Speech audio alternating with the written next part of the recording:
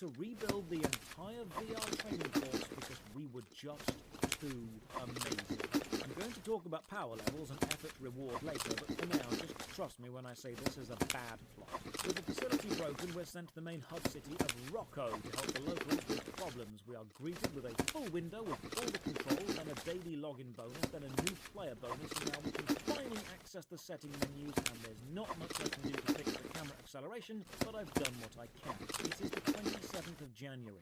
Why is there a Christmas tree still up? So the hub area, minimap's nice, it's small enough to navigate quite quickly. Nothing inherently bad about this. When you cursor over the icons on the map, there's a tooltip saying what it is, and you've got a vision cone on the map showing what you're looking at. There is nothing wrong with the design of this area. Chat to the locals, we're told to talk to the doctor for a checkup, and our character is actually impressed that a woman with a tiny woman brain was able to hold all the information needed to become a doctor. I'm sure once he's got over his shock, he'll post about this later on the Red Pill subreddit. So the plot is, 15 years ago, a vacuum swallowed the city, we jumped in, then monsters started pouring out of it, then humans manifested magical powers to help fight back, and then we fell back out, and we are the strongest, most magical human they've ever seen.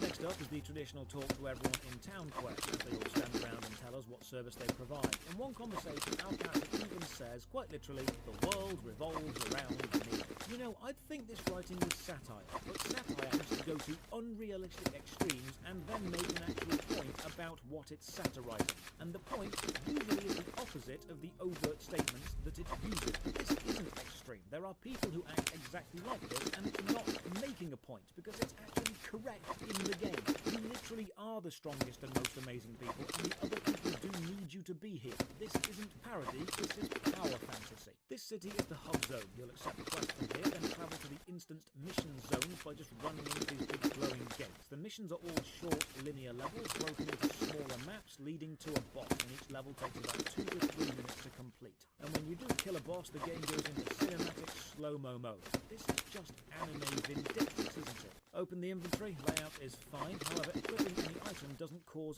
visual changes. Your stat-based equipment is just for the numbers. Your visuals are entirely cosmetic costumes. If you want to change your look, you must buy a costume from the shop, and we'll have a look at that later. Slight UI issue. When you have a skill chain ready to go, there's an icon on screen with the letter Z, hinting press Z for the next skill, but it's not Z, it's 1. They're showing you the wrong key. Kill the boss, then the spirit kid from earlier melds himself onto me. This event proves we are a soul worker. As with all animes, the level of power and abilities need to be given increasingly intense sounding names. We relay this information back to the main girl, and then our character actually says, does that mean I can finally start building my own harem? I get a feeling this game's writer probably owns a lot of graphic novel games on Steam.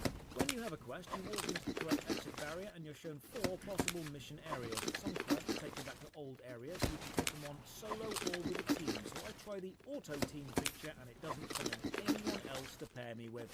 Probably for the best. I wouldn't want to team up with this guy either. Killing enemies sometimes rewards ether and upgrade material. In 8 hours of play, I found out that grind my way through, finish the mission, accept more, getting killed by the features of the game. Welcome to Soul Worker.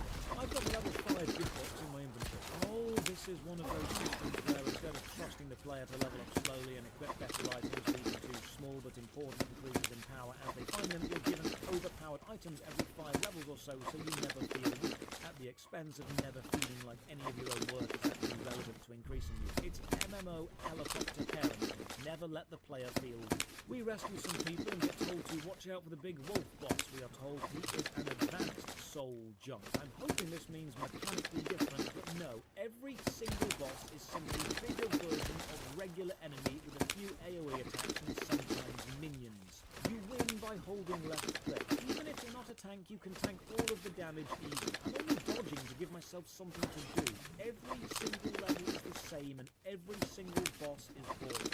Back in town, accept a load of quests. There is way too much talking for what always boils down to go and shoot more things. Don't try and make me think you have a plot, soul worker. All the plot you have was stuck on the rifle girl at the start. There's a load of flashing icons on the screen, so I click them all. There's a new player event, so I get stuff just for being here, and there's the full instruction help box, which is somewhat useful. However, the images they've used as examples are from the Japanese version of the game, so every skill or item name in the images is Japanese. Another small but clearly overlooked and forgotten design choice.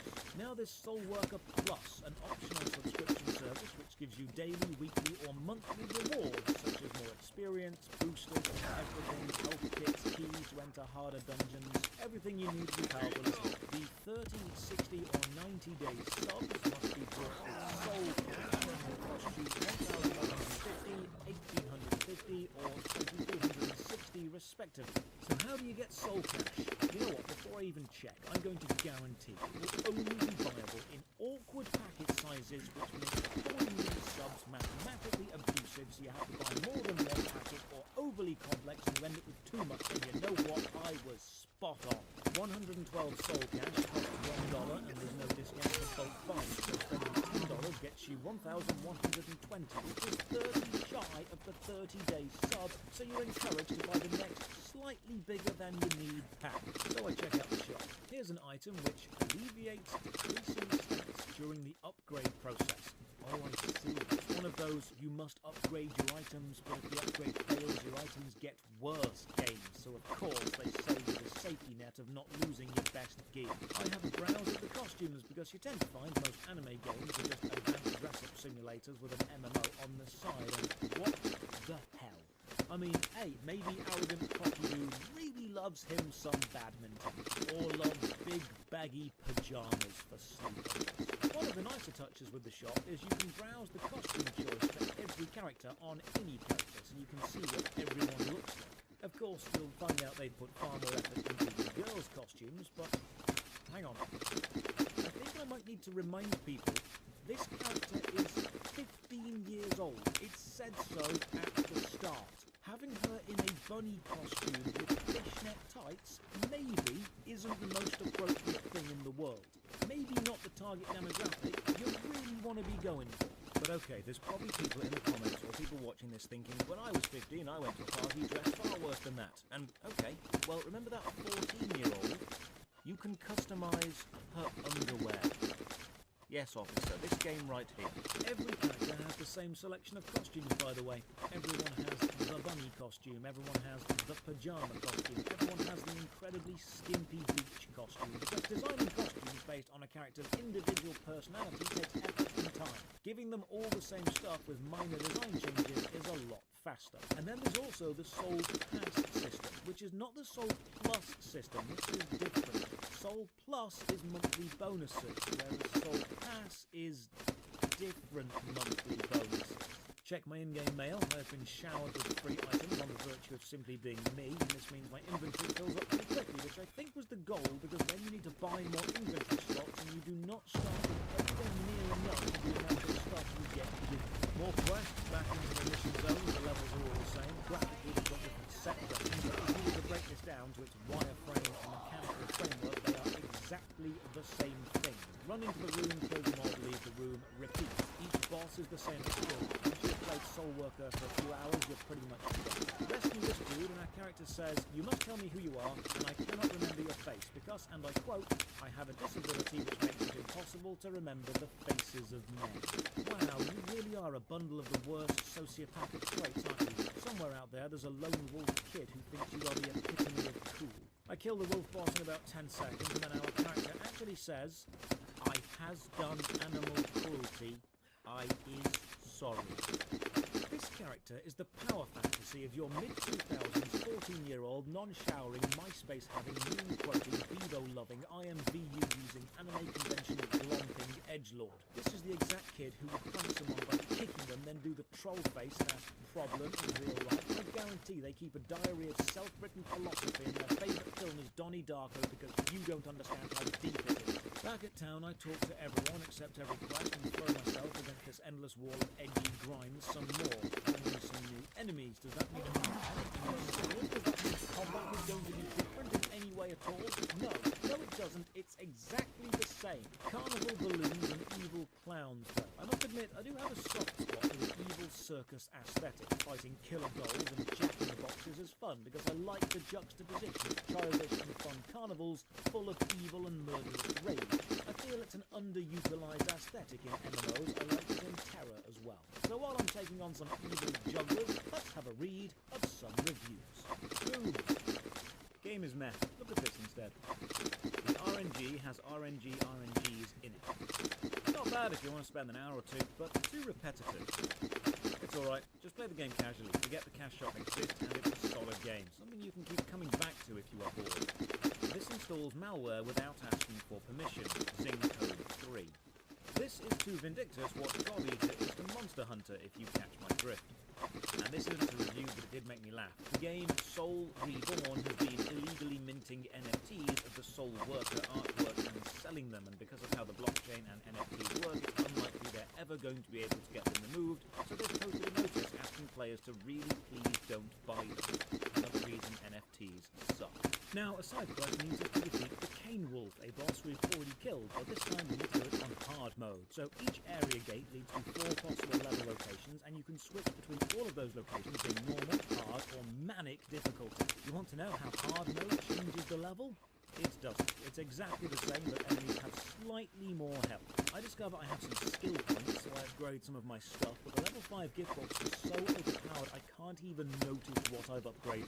When you kill a boss, sometimes it asks, would you like to restart, which will matter later, because repeating levels is more important than actually making progress. Hand in a load of quests and our inventory is full. You also can't hand in quests until you've got space, so you're forced to bank stuff, or sell it to a shop, or throw it away, and when you discard items you're asked, are you sure, every single time. When you're talking to an NPC, you'll sometimes see the option start in the bottom left of their chat box. I assume this means start the quest that they're on about, but actually it means go back to the start of the conversation. To start the quest, you need to get all the way through the conversation and then click accept, which can take a while, so I start using the skip feature. By now, I've got multiple NPC plot lines all overlapping, but all of them are variations of go and kill X things and then tell me when you've killed X things. And sometimes those things don't appear very often in a level, so you need to repeat a level 4 or 5 times. That's why it asks, do you want to restart? It knows you're going to need to.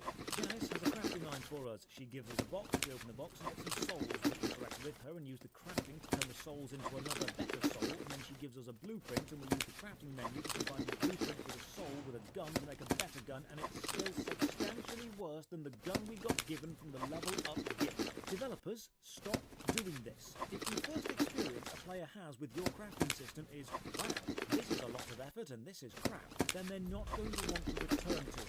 If you have a crafting system, it needs to actually reward something decent. If you have a player craft a load of items and then not use those items, you don't have a crafting system. You have a repetitive chore list with no payoff. A player's first experience of a crafting system should make them feel more powerful, so they feel self-sufficient, and will encourage them to craft more so they are happy whenever they find crafting materials, not simply thinking, oh good, my inventory's filling with stuff I don't want to use. Quests are divided into sub-quest and main quest, and when you go to a mission zone, you can see it says sub or main on the level select, so I just power through them all. Some level zones have multiple sub-quests in them at the same time. As I mentioned earlier, one run-through isn't enough, so I grind.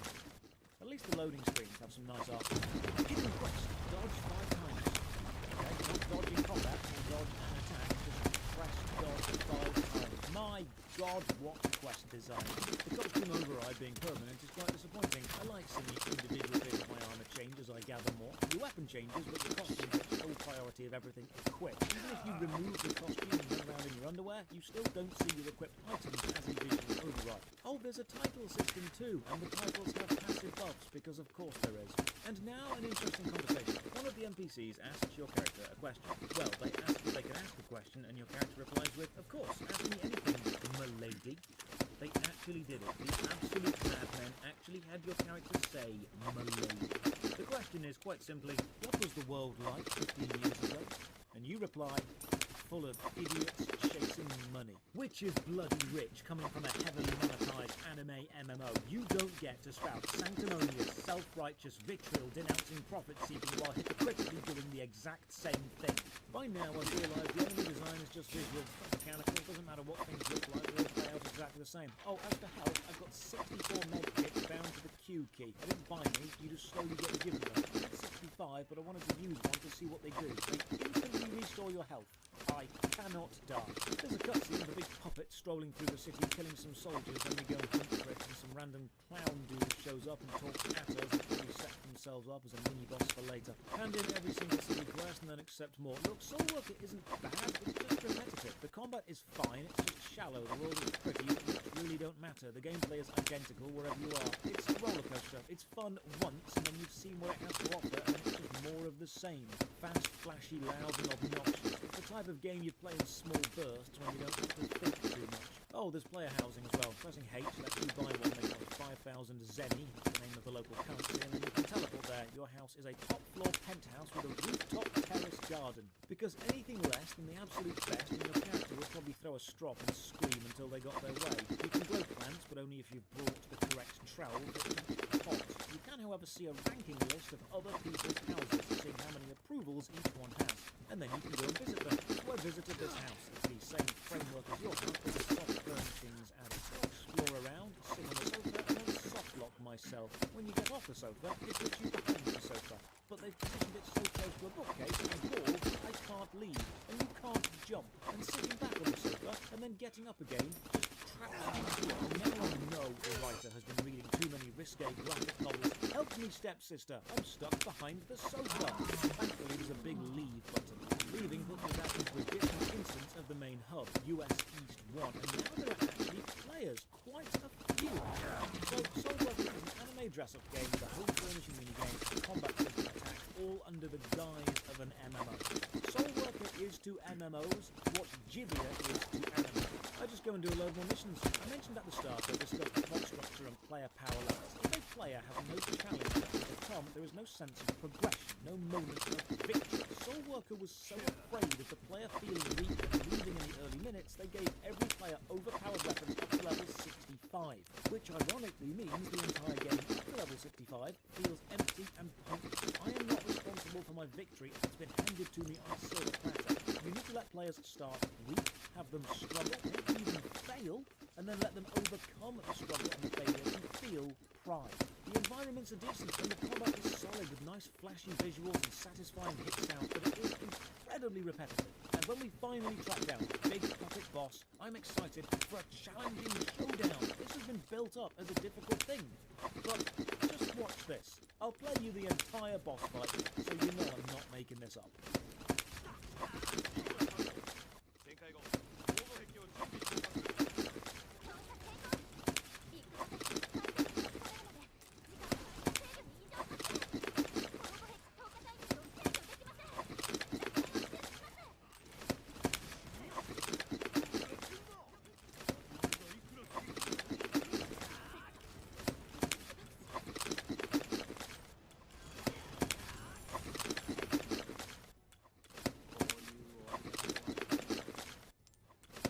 Incredibly disappointing, such an underwhelming moment. And if you want to know why it's underwhelming, just look at how powerful the free gift armor I've been given is. Look at how much more damage the guns I've been given do compared to the guns the bosses have dropped. Once upon a time, this game probably had a decent difficulty curve based on actually getting items and weapons from the bosses as you advance, but now, just giving the player everything, this power creep is a complete joke. Also, I've just noticed I've not needed to jump to do anything for 8 hours. Why have jumping in your game? Why have jumping in your tutorial if you're not going to use the mechanic within the game? Each quest has been rewarding so much stuff between the drops and the hand-in items. I'm having to empty my inventory between each one, and then the worst design choice of all, something literally unforgivable. You cannot pet the dog. Soul Worker. It's a relatively competently made dress-up and homemaking simulator with a flashy combat system attached and an MMO on the side. The levels are short and linear and extremely similar. They're repetitive and there's no challenge at all in the early game. The main character is more repulsive than the basement shop room after an all-day Magic the Gathering tournament, and the monetization is classically abusive. It's the beach episode of an isekai anime made into an MMO, so to end the review, I will award Soul Worker, you cannot pet the dog, out of 10. Cheers for watching. Another massive thank you to all the supporters on Patreon and Twitch who keep the channel alive. You can support from only £1 a month. Check the video description for links to the Patreon, Twitch, Twitter, Discord, and the second channel Josh Drive Plays, where I review classic video games voted on by you. And as always, have a great day.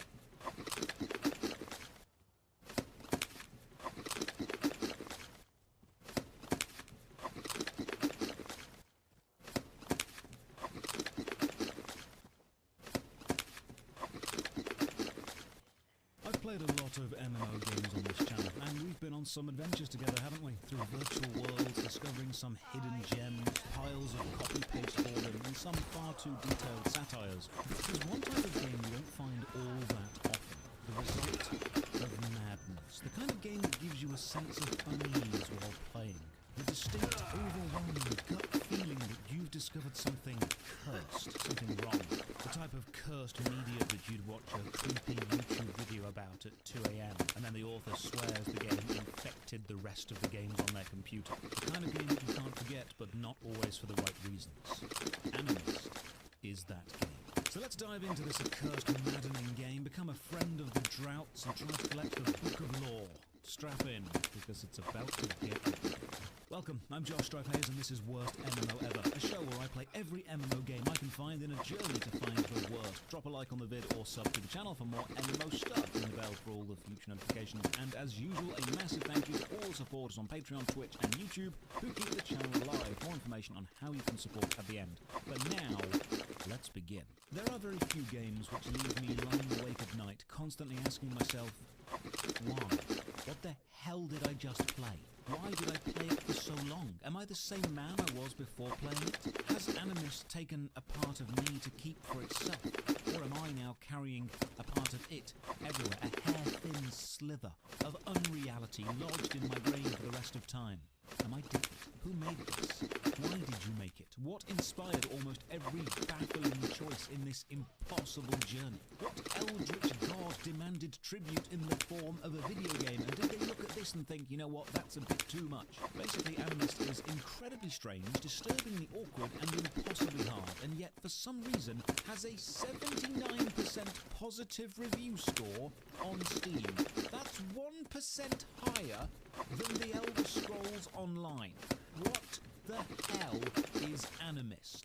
Let's find out. From the Steam pics alone, you can tell we're in for a good time. Limited, repetitive textures, open, empty landscapes stretching into nothingness, utilitarian AI, oddly and disturbingly detailed flesh and gore. I'm getting very new developer who just bought Unity and is determined to make an MMO type vibes, because this developer hasn't made, apparently, anything else. I'm also getting flashbacks to Bloodlines of Prima, which was another maddening dive into one man's attempt to build an MMO. First off, graphical choice. You've got rock bottom, laptop, good, better or great, and then a list of controls. Now, nothing seems too complex, so we launch the game, and the menu is a severed corpse staked to a standing brick monolith with horns sprouting from its eyeless skull. Okay, this is already feeling cursed. If I die after this video releases, blame this game. Choose play and you start the game dead. You have no memories of your past life and are simply a wandering shell drifting through the endless lands of the drought. In fact, let's just read the intro text. You lived a life that ended tens of thousands of years ago. You rise once again with a mind free of any memories or responsibilities of the past. Do you wake filled by the love you felt from family and friends? Or are you guided by rage and vengeance for those who did you wrong in your mortal life? As your soul settles into its vessel, you hear a faint whisper in your waking mind. Young one, welcome back from your eternal sleep. I gave you life with my magic, and now I lie here, weak and dying. I feel I will perish soon. Please, find me in the town of sympathy, the birthplace of us all. So it's all very deep and serious, with themes of personal projection of meaning into your own avatar. It's setting up the theme of make your own fun very early. Fantastic. And now you pick your faction. You can spawn as a friend or a cursed one. Friends are skeletons and have a pretty cool backstory. All friends were killed together in a mass execution event tens of thousands of years ago, and now these skeletal bodies of friends are made of random bones from the mass grave. So you're not who you were in life. And cursed ones are the fleshier, gooier version of the two factions, possessing half a face, some muscle, and a few flaps of skin. Cursed ones were wealthy enough in life to be mostly embalmed. Faction choice doesn't really seem to matter too much. They both play identically, and when you die, and you will, you can switch and freely respawn as the other, but you can only gain levels in one faction at a time. The world is broadly divided into East and West, with friends owning the West and cursed ones owning the East. So I'll start as a friend. You spawn in a bone pit in the tiny town of... Actually, this place doesn't have a name, it's just a tutorial place. It's not even on the map. The entire game is first person and the mouse moves way too slowly. Thankfully, mouse sensitivity is one of the few options you do have. So there's an NPC. We walk up and... Oh god, what the hell? Oh right, okay, hang on. Just take a step back. Prepare yourself for this. Every NPC in Animist is voiced, but they are voiced with a text-to-speech program. An incredibly bad, awkward text-to-speech program. Now, I played this game for 6 hours. I listened to hundreds of NPCs to see if they are all this bad. They are. NPCs start talking the moment you look at them, and this is what it sounds like. Now, I had to listen to this, so you do too. Hello, newcomer. Are you excited to be a guest? They'll have each other like you make it, or they'll either the right. I don't think any of us really understand more to me or really just say stories. Let's come to exactly so it is the word place before to make it is fire desert. I get feel this you like some react with feel you what you take of you no react have no class like have.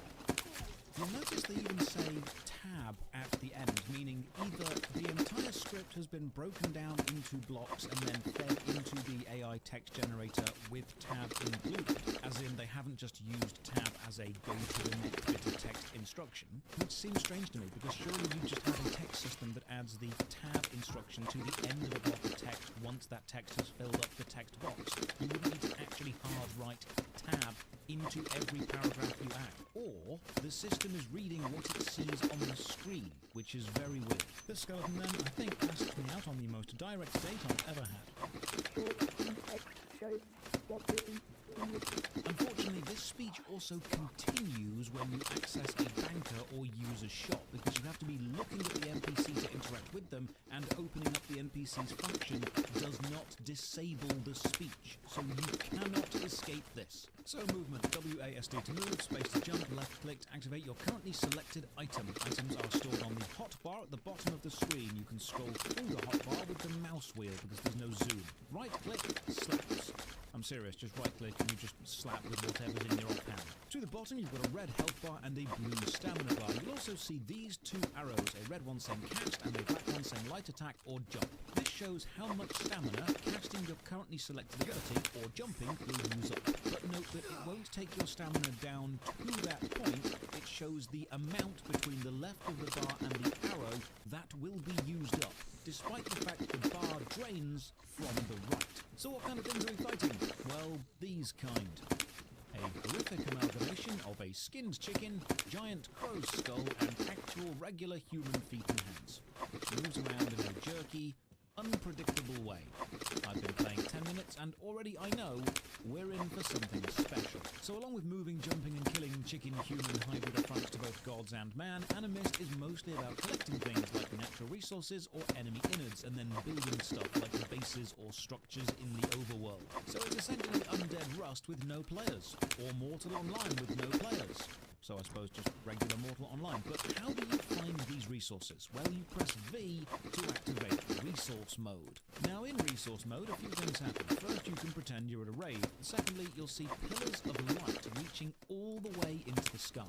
These pillars mark resources, but they also mark the safe zones around cities where you can't be attacked, building zones in the open desert where you can place structures, some enemy spawn points, and the halfway barrier dividing east and west, friend and cursed land space. Playing with Resource View on is somewhat helpful because it makes local planets easy to see, but be aware that it marks every single possible resource and area across the whole map and really shreds your CPU. Pressing F brings up the world map. Animist only has a single server, so everyone is playing on this one landmass, and it's actually impressively big. And we start off to the north. You've got three main cities: Sympathy, which is the neutral friend and cursed space combined, the friend capital of Cathedral to the west, and the cursed stronghold of Perdition to the east. While you can indeed attack members of the other faction, including structures they built, this isn't to worry because the game has no players. This opening area is a essentially what would happen if RuneScape's Tutorial Island spent a left up weekend with David Cronenberg. I mean, look, this is the first face you see in the game.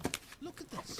I see this now when I close my eyes. Last night, my sleep paralysis demon ran away from this. So we leave the opening area and head to Sympathy. The vast majority of Animist is just walking slowly through a barren, desolate landscape. About 80% of my playtime was just spent walking. We're then told to press tab and open the inventory. You have no visible stats or defense or speed, just a basic inventory, and you can click on mirror view to see yourself and rotate through 4 set angles. And while you can eventually equip armor, it doesn't seem to do anything. And even if it did, it would be hard to tell, because when the enemies attack you, you can't see how much damage they're doing because your health bar drains at such a sporadic rate. On the menu, you can also click Book of Bones. This is your text dump tutorial, plot, and mechanic primer all in one. It's an awfully laid out torrent of everything you should be doing, how to build structures, what the different tiers of building materials are, and roughly where to find them, and also why building matters. We also get taught that G opens the teleport menu, and then you need to remain holding G to keep this menu open and then teleport from there. Teleporting starts an animation which cannot be stopped, and if you hold Y, you can open the emote menu.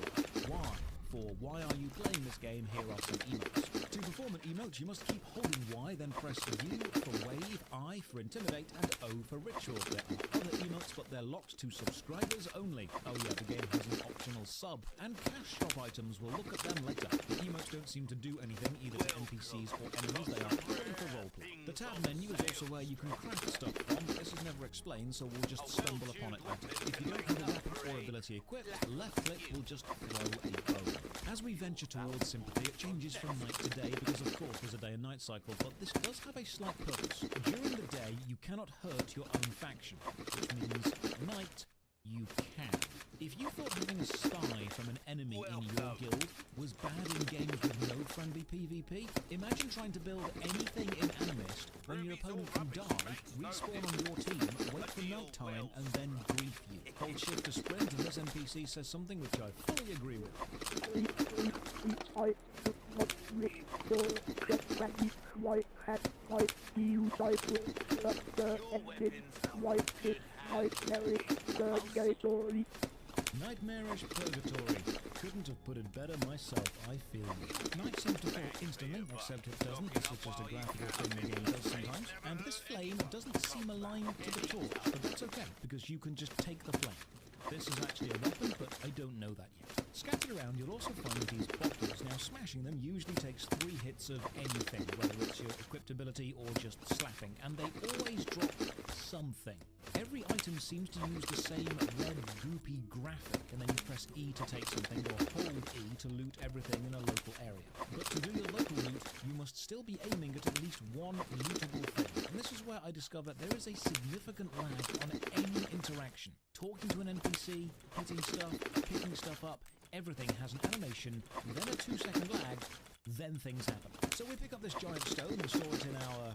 I was going to say pocket, but we're a skeleton. I don't know, ribcage until later. And then learn about building your groundskeeper. The groundskeeper is this meditating neon skeleton-looking thing, and it's how you stake your claim to a patch of land in the desert. And then you build around the groundskeeper to protect it, because enemies and the opposite faction will attack it. And while the groundskeeper exists, you gain levels. I don't know if these levels even do anything. We'll try and find out later. You can't build a groundskeeper too close to an opposing throne, and then there are mechanics to attack other players, and this is an example of a complex system with at least a level of thought with no one to experience it, because getting to the fun bit, raiding monuments, would take weeks and weeks of prep, which no one is going to do. While walking around, you've also got a compass, but it's done with this oddly textured 3D ring effect and only partly visible. It's functional, but doesn't fit with any other aesthetic. In fact, most of Animist seems to be a random mash of creepy assets, with some UI elements sharing a brown and green colour scheme, and others being placeholder buttons. But I do check the Instagram and find out that actually there was plans for the compass to be more complex, with inner rings showing direction to cities or your own groundskeeper. It's actually a shame they never put this in. Push through the barren world overseen by an angry sky and eventually reach Sympathy. Have a look around and find this shop. They only seem to sell flags which help your friends identify you. I don't think I'll need this because I am the only player and have therefore proclaimed myself emperor, so all flags are now mine. And then the banker. Thankfully, all banks are connected, so this system works fine. Unfortunately, there's no auto-sort or search function. Not essential, but always a nice touch when games have that. We now get shown 3 portals, one leading to the Friend capital of Cathedral, one to the Cursed main city, and one leading to the Caverns, which is a player versus monster zone that you can grind in for materials. I'll come back here when I have a weapon. And now we meet the Queen, the King, the person with a crown. They are dying. I'm not quite sure how to feel about this because we're all literally already dead, but they do give us the game's main and only quest. Find the 8 pages of the mythical Book of Lore scattered across the desert and return them here. You have no clue where any of these pages are. The desert is huge and deadly. Good luck finding them. This is basically the entire focus of the game now. Find 8 pages of a book. And you can't even Google the quest because Animist is a real word, so that fills in the suggestions. And then the only Animist MMO result is a first impressions vid from a few years back or a dead Instagram. Basically, no documentation exists in an easily accessible wiki or video guide form. So if you want to play this or find any of the pages, you're on your own. Oh, remember the embers that we took from the flame earlier? Well, they're an equipable ability, and if you equip it and select it, you now throw fire. The only way to know if something is equipable is when you cursor over it, it will have a damage stat. But you'll see that we also have a limited number of embers. Now, this is not an ammo count, because you can actually cast an ability an unlimited number of times, provided you have at least one of them. This count matters on death, because when you die in Animist, you'll drop everything in your inventory except equipable items. You'll only drop one of those, so if you have a stack of several, you won't lose access to your weapon. You also don't lose whatever you wear. Extreme noticeable lag whenever you break a pot, and as the pot breaks, it has an item falling out animation. But then, that fell animation despawns and an actual item drops into place, so you get this double drop effect. In the centre of Sympathy is a lush green pit. There's no fall damage from any height, so just jump on in, and this is a small safe place to collect basic crafting materials. Grab a load of reeds, head back up some pillars, jump over into the land, and just gaze into the distance. Now, the sheer scale of the open world is impressive, and the structures you can see in the distance, that's not a skybox. That is a structure. You can climb it, so I set off. Now, the long-distance throw of the fireball is actually quite accurate, but you'll also notice, just like Bloodlines of Prima, enemies don't move smoothly. They move in this very jerky dash and wait motion. Now, someone told me this is likely the server sending packets of movement data to the player's client in the most inefficient way. But I don't know. If you have a reason, leave a comment. But there's also this strange thing with some later enemies. They don't move toward you in a straight line. They start in position A, and they end in position B. Now, getting from A to B would be a straight line of movement, but instead of moving in a line toward the player, they move in a line almost directly vertical. They only move the distance that A to B would be, then they reset back to ground level, then move vertically again. I have no idea why this happens, but it does mean that when enemies chase you, they don't run across the floor to you, they run up into the sky and then teleport slightly closer. I find some strange sand circles in the desert. These are also equipable items, and I run further along and then die to a random, unseen enemy. So the safe cities are safe, the local areas are okay-ish, although chickens can do a minor amount of damage to you, but the deep desert, the place where the pages probably are, is incredibly unfairly tough, and you will get 1 or 2 hits. I only found about 4 enemy types in a full day of play. The weird, skinless chickens, strange rock dogs, which are pretty well balanced and can be killed quite easily, chittering imps, which are way too fast and kill you almost instantly, and a flaming demon hellspawn, which wasn't even worth trying to fight because this was a boss, and I just got melted as soon as I saw it. Enemies all seem to have the same attack, casting a green gaseous cloud around you, and they can stack. And if you stand in the cloud, you take constant damage. I respawn as a friend again, get sent to the main city, and read more of the Book of Bones. Maybe there are some hints in here. But no, there are only cryptic messages and spelling mistakes. But I do manage to equip the random sand orb I found, and it's a local AoE attack, which is actually very useful. And now I discover crafting. Open the tab menu, click crafting, and you can make spells, clothes, building materials, or specials, which are materials needed by the other 3. Crafting is instant, you just need to have the raw materials on you shown in the list. Unfortunately, there's no wiki or cursor over tooltip, so you've got no idea where you actually need to get these. But I know that a groundskeeper needs fossils, blood, and mind. So with no outside help, let's hunt down these materials. Equipment is also in the crafting menu, so I might give myself a nice makeover later. I return to Sympathy, stick vision mode on and get to gathering. While this mess of a laser show plays out, let's just have a read of some reviews. It's an interesting idea, but there just doesn't seem to be much fun to be had. According to Steam charts, almost nobody plays it, so the PvP element is pretty much out of the question. I played for a couple of hours and I'm pretty sure I was the only person who was ever online. The world is very large but mostly empty, and by empty I mean literally empty landscape. The environmental design consists almost entirely of two types of ground and one type of rock, with the occasional grassy patch. Worse than that, the points of interest aren't interesting either. I couldn't find much to do in the game. It is a bit of a barren wasteland. I went into the desert to find enemies to fight and encountered some weird rock fire spider things that walked toward me, but then they finally didn't do any damage when they were close to me, so I hit them to death. I walked around and gathered a bit of stuff for 30 minutes, but there was just nothing to do or fight. And where is the inventory for crafting? Weird. If you find something worthwhile to do in this game, be my guest. Animist is a haunting, interesting, open-world, PvP-based, decide-your-own-fate kind of game. While one could compare the gameplay in some small way to Rust, and while the player base is a bit small and the game obviously needs some work, Animist and its community are so much more than meets the eye at first. I am so excited to see where this game is in 6 months, a year, or 2 years from now. The PvP is insanely fun, the world is exciting, and the mysterious tombs and spells will keep you wondering at what evil lurks past the next sand dune or inside the next ritual. But now this review was posted in 2019, so 2 years from now the game.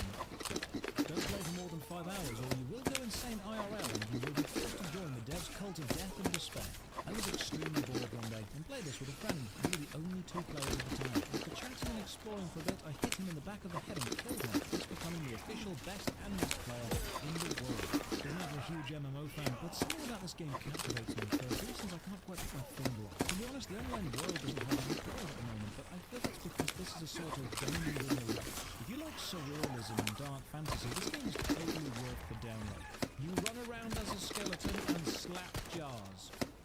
I have no idea that this game used to be better, but the maximum peak player count ever was 14, and that was 5 years ago. The 24-hour peak was literally just me. With enough materials, I craft myself a nifty hat and some body armor, and with this I bag all of my items and go and take on the cavern.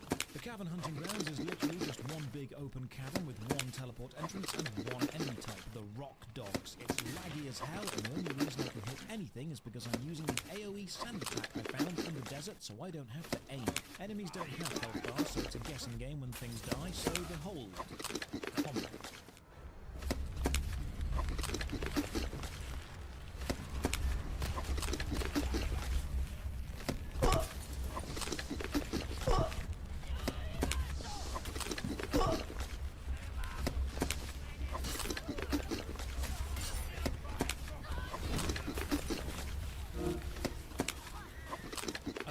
For 6 hours, it does not get better. So I run into the corner to try and hide, and I just run straight up the wall.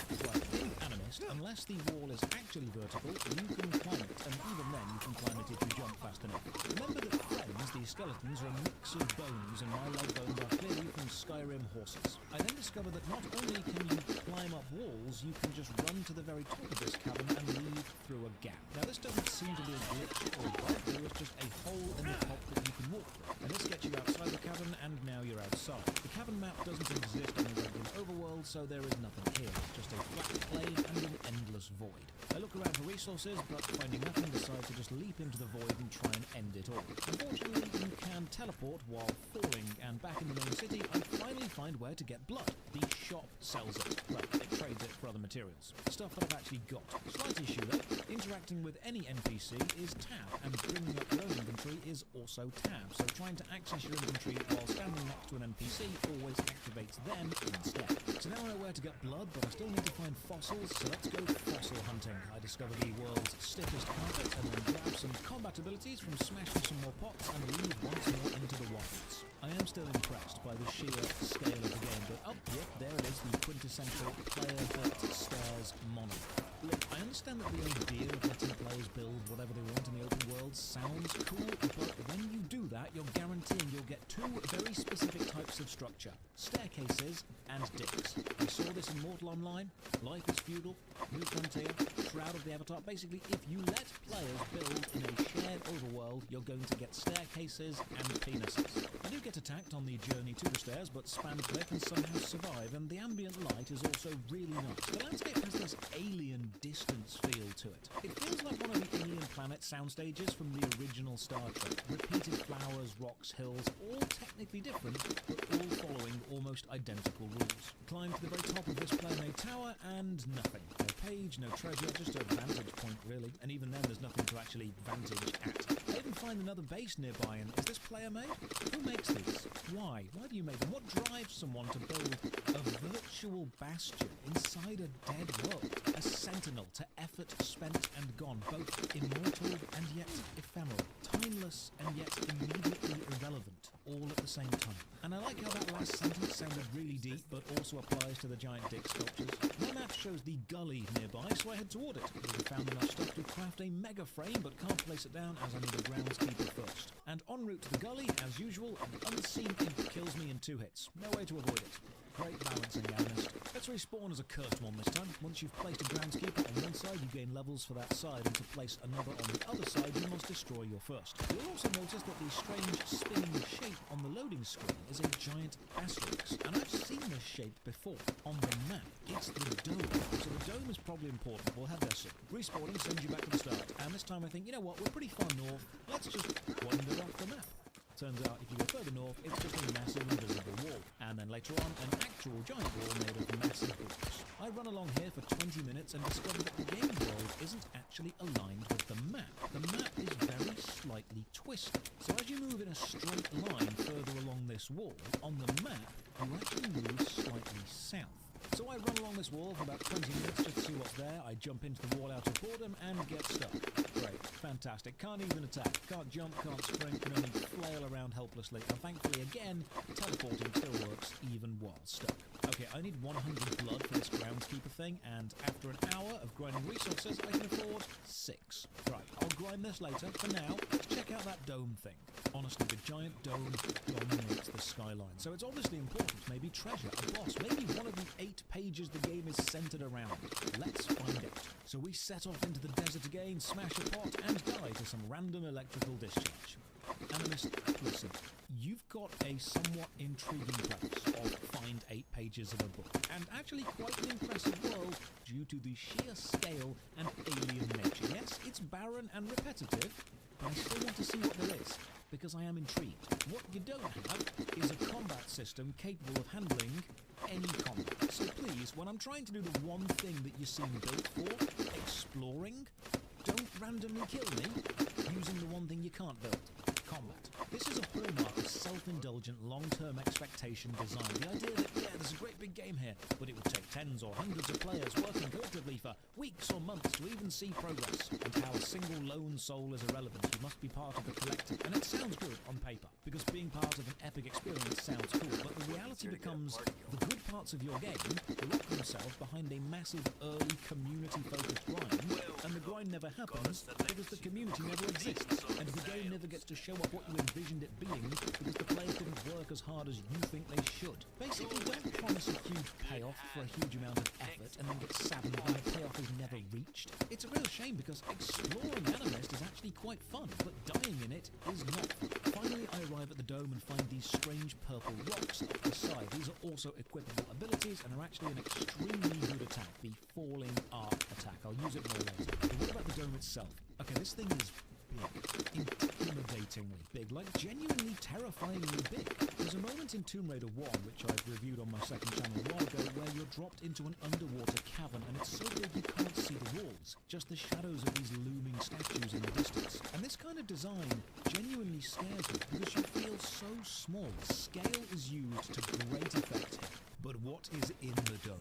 Well, it turns out a fire demon. No pages, no items, no resources, just a boss I am nowhere near capable of beating, so I just die. And the trip to the dome was a fun bit of sightseeing, but I'm nowhere closer to my groundskeeper. So I equip the arc weapon I found, and then I discover where you find fossils. You craft them in the special menu. One fossil needs a megalith, a brickstone, one underbrush, and one remains. I need 20 fossils. I also need 100 blood, and each blood costs 8 reeds or 10 ancient blood, so I need to do some serious gathers. Breaking pots seems to be the most effective way to get stone, and this also finds me a meteor staff. It's a snake head and drops a flaming rock from the sky. But while doing so, it also stops all the other ambient music and plays this super ominous low tone for the duration of the rock. Just have a listen. This disturbed me.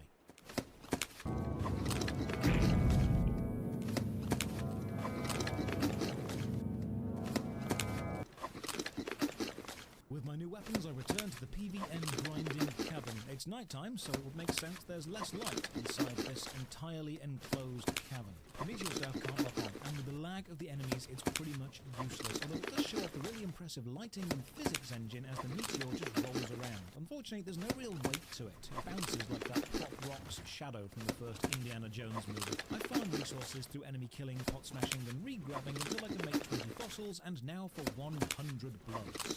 No getting away from it, this is tedious.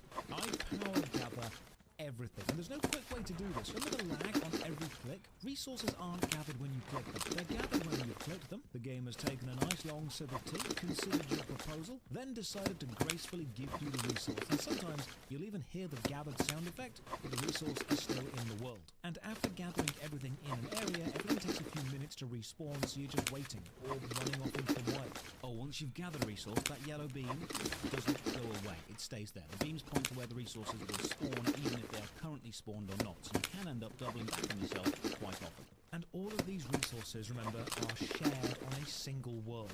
So imagine competing with other people to try and gather these. It took me over 3 hours to get the materials I needed on my own with no competition. But could you speed this up with money? Well, honestly, I don't know, because the Steam shop sells Obol coins. What do these coins do? I don't know. It doesn't say. You can buy them and then you can just kind of have them. Congratulations. Enjoy owning them. There's also a subscription, but why? If I ever meet someone subscribed to Animist, I would genuinely be afraid of them. Gathering for so long has me using resource view, and the vertical lines all end up blending into one giant angry Netflix intro vibe, and it feels like I'm playing the developer version of the game. Developers watching this video, is this line effect more or less effort than just having arrows pointing to stuff? Find another weapon, Champion's Breath, a staff which drops 5 random fireballs down in front of me, and again using it overrides all sounds and plays its own weird ominous tone. 30 more minutes of pot smashing and I find the Pestilence staff. This one shoots beams. And that's when I notice an issue with all of the staffs, a graphical issue. Does it look like the staff is shaking to you? When standing still with any staff, the edges will gently vibrate, and there's no way to make that sound not dirty, so just go with me here. When you run with a staff, it vibrates vigorously. Stop laughing, this is a serious video. My working theory is the anti-aliasing program pounded 5 rum and cokes, decided to rebel, and now instead of anti-aliasing, it just aliases everything. And sometimes teleports just fail. No reason why, they just decide not to. Finally, after almost 3 hours of nothing but gathering, I craft the Groundskeeper. I can finally begin my journey in this desolate land, and now to place it down. You can't build too close to a main city or to someone else's Groundskeeper, so I use line vision to find the giant ring around the city and leave it. Surely I can just build on the outskirts. Unfortunately, leaving means being attacked, and if I die, I'll drop the Groundskeeper, and I do not want to craft it again. But it turns out, no, you can't build here either. Even outside the ring, don't know where the actual building locations are, they're just random. I end up needing to run all the way to this structure, which looks like another player-made fort, and then put my Groundskeeper here, even though there is already one here. Now, I've also prepared some walls to defend it, so place the Groundskeeper down, and then I accidentally clipped my wall all over my Groundskeeper. I don't know if this is bad. I mean, it's protected, I suppose. Right, what now? Ah, yes, now is the traditional Animist dying to unseen scavengers. Can't have you exploring or having too much fun.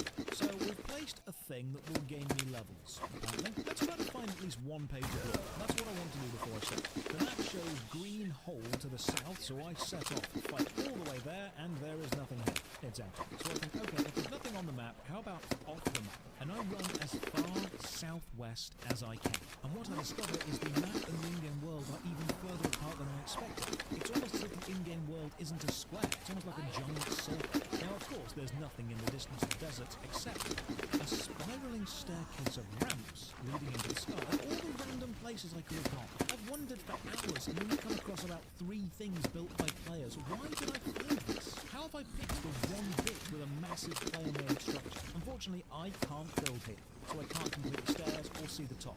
But the fact this exists is insane. I run along the southern wall for about 30 minutes and then die to scavengers. Again, Fine, this time I'll respawn as Cursed and I'll go and explore the Forager's Tomb. That's a tomb, it's got to have something interesting in it. Well, reaching the tomb is itself a task, as I'm chased halfway across the map by so many rock dogs that the game actually slows down. And when I get there, nothing. Again, it's just another big empty room, someone else's groundskeeper. This map is 99% nothing and 1% death. I die repeatedly to many scavengers. I just cannot survive in the desert. The enemies are unbalanced and journeying anywhere takes too much time. So out of curiosity, I checked the Steam discussions, and that's where I found this. We travelled thousands of miles so that we were off the visible map and so far beyond it that one would have given up hope. We eventually got to the invisible border wall after an hour of sprinting and climbing. We then travelled east and came across a massive dirt wall that stretched forever. After overcoming it by placing large maps, we continued on east until we found the corner invisible wall. So far away from everything that the game was glitching out and everything was going to hell. We left a monument to our achievement in the southwest corner. Also, the dev said the map was donut-shaped, though our 2 hours of endlessly sprinting and climbing proved that otherwise. So hang on, was the monument that they placed the incomplete ramp that I found in the southwest corner? That Steam comment is 2 years old. Has the ramp survived the entire time? I needed to know, so I ran all the way back and yeah, turns out that is the only southwest monument. And then I decided there's got to be more. So I went as far west as I possibly could. The Beehive. And I saw something I don't think any of you will have seen before, even if you've played this game, because I don't think there's any footage of this anywhere on YouTube. I make it inside the Beehive, a massive tomb. I make it past all the small raiders. I dodge some poison, and then a huge tomb-wide sandstorm kicks off. I run around more, I have to sprint away from an army of small raiders until eventually I hear the noise of a horrific unseen enemy chittering and chanting at me, and then the scream explodes and I die.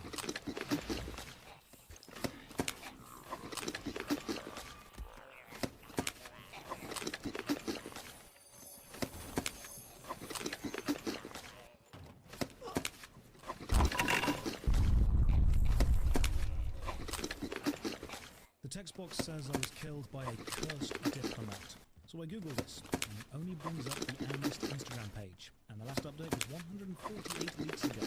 And the Animist website has a dead link, and Google Images has nothing. Even searching the company who made it brings up nothing. This game is genuinely on the knife edge of becoming a completely forgotten project. And if, for whatever reason, you have an actual picture of the cursed diplomat enemy, please share it, because this whole game intrigues me. I feel like I'm looking at the result of someone's passionate obsession. They just didn't quite have the skill to realise what they actually wanted to make.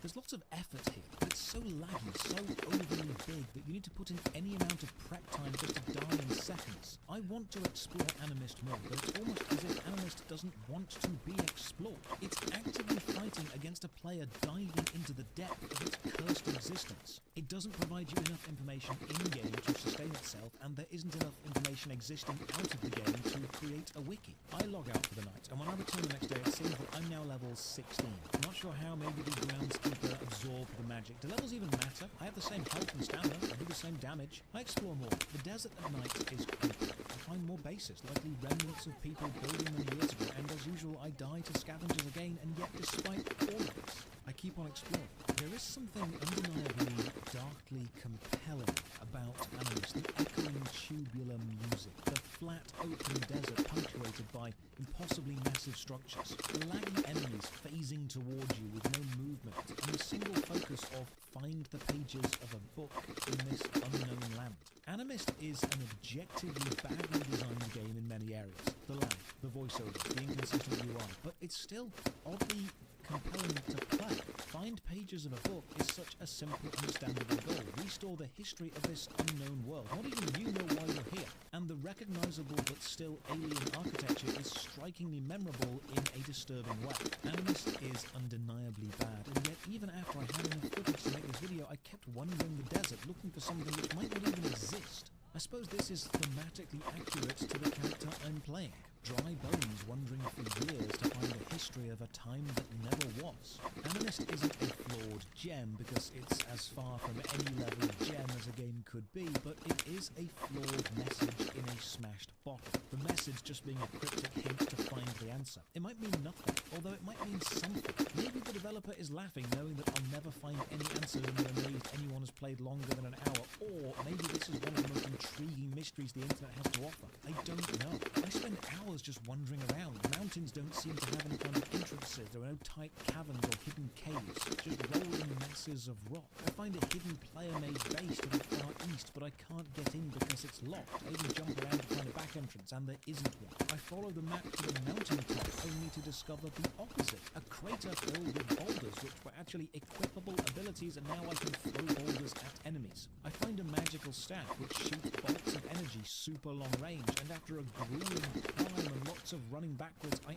actually managed to kill 2 scavengers. They drop the poison weapon that they've been using against me, but only one of them, so when I die, I will drop this. Animist is a mystery to me, but it's just intriguing enough to remain interesting. Where are the pages?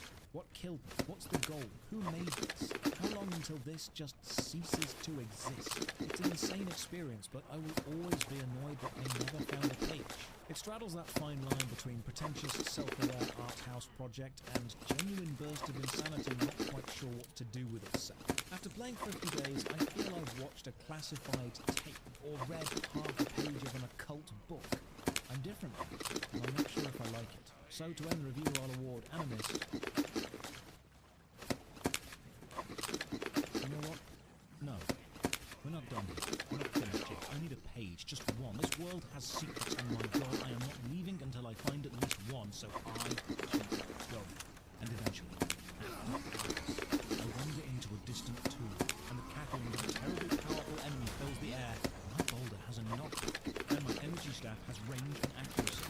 And maybe those levels of game are doing something, because I'm not losing health as fast, and it takes far too long, for far too many close calls, that I kill whatever this thing is, and it drops a weapon, an actual weapon, a hammer, a sword, some throwing knives, far more powerful and faster than any of the spells I've got.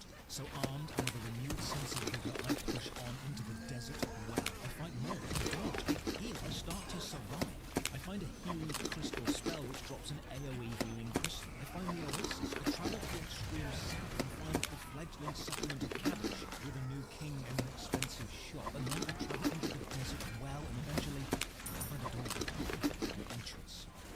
Inside, I find a skeleton propped up on a far wall, and a page of the Book of Law. So I grab the page, and there's a teleporter to the caverns, but I don't know if this is the same caverns that I know, so I ignore it and I teleport back to Sylvan Manual. I hand the page in, and that's when I see, if you talk to the Demon King with E, nothing happens, but if you interact with Tab once you have a page, the short interface opens up.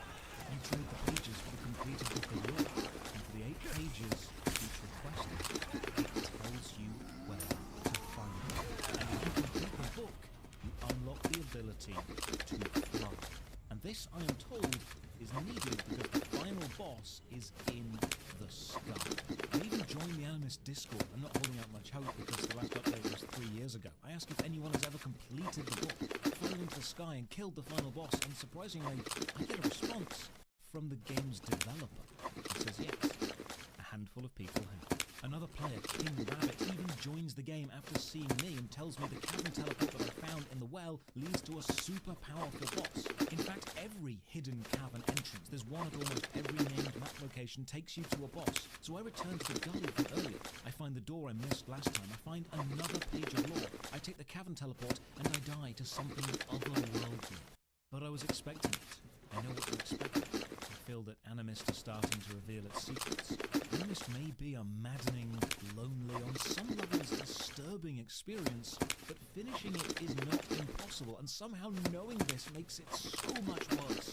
Finishing the Book of Lore needs some ultra-rare high-level crafting materials created in high-level forges that you can build up your base, and it would take me weeks to actually gather all the materials to craft these. I simply don't have the time, but someone does. One of you likely will. Someone watching right now, you'll probably join the esoteric elite, the elusive club of people who have finished a forgotten, cursed game. Someone do it, just for documentation. presentation, someone finish Animus and show us what the Sky Boss looks like before, inevitably, this game actually dies for good. So, finally, I will award Animus Light at night, you cycle, light with nightmarish, out of 10. Cheers for watching. Another massive thank you to all the supporters on Patreon, Twitch and YouTube who keep the channel alive and allow me to make videos. You can